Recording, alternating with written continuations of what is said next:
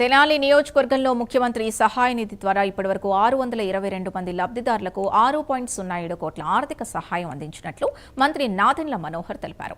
తెనాలి జనసేన కార్యాలయంలో 34 మంది లబ్ధిదారులకు 18.70 లక్షల సీఎం సహాయ నిధి చెక్కుల్ని మంత్రి పంపిణీ చేశారు. వైద్య చికిత్సల కోసం భారీగా ఖర్చు చేసి ఆర్థిక ఇబ్బందులు ఎదుర్కొంటున్న పేద మధ్యతరగతి కుటుంబాలకు సీఎం సహాయ నిధి అండగా నిలుస్తోందని తెలిపారు. అర్హత ఉన్న ప్రతి కుటుంబానికి దరఖాస్తుల ఆధారంగా ఆర్థిక సహాయం అందిస్తున్నామని చెప్పారు.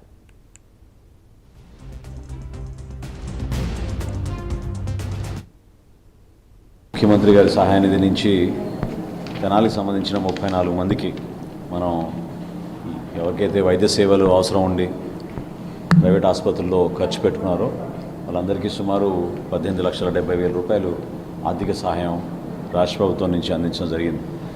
కూటమి ప్రభుత్వం ఏర్పడిన తర్వాత గౌరవ ముఖ్యమంత్రి గారు చంద్రబాబు నాయుడు గారు ఆర్థిక ఇబ్బందులు ఉన్నా కూడా ప్రతి ఒక్కరిని ఆదుకోవాలి, సమస్య వచ్చినప్పుడు మనం ప్రత్యేకంగా ఆరోగ్య సమస్యలు వచ్చినప్పుడు ఆర్థిక ఇబ్బందులు కూడా పెరుగుతున్నాయనే ఉద్దేశంతో ఈ ముఖ్యమంత్రి గారి సహాయ నిధి నుంచి నియోజకవర్గ స్థాయిలో మనం చేయగలిగాం. తెనాలి నియోజకవర్గంలో ఇప్పటివరకు మనం 622 మందికి 6,07,00,000 రూపాయలు ఇప్పటివరకు మనం అందించగలిగాం. సో ప్రతి ఒక్కరు కూడా ఎవరికైతే ఇటువంటి సమస్య వచ్చిందో వాళ్ళు దయచేసి ఆసుపత్రి దగ్గర నుంచి తెచ్చుకోవాల్సిన బిల్స్ అన్నీ పొందుపరిచి వాటితో పాటు అప్లికేషన్ పెడితే తప్పకుండా మీకు ఎక్కడ ఇబ్బంది కాకుండా ప్రభుత్వం నుంచి ఎంతవరకు ఆర్థిక సహాయం అందించగలిగితే అంతవరకు తప్పకుండా మీకు చేసే విధంగా ఈ కార్యక్రమాన్ని చేస్తున్నాం.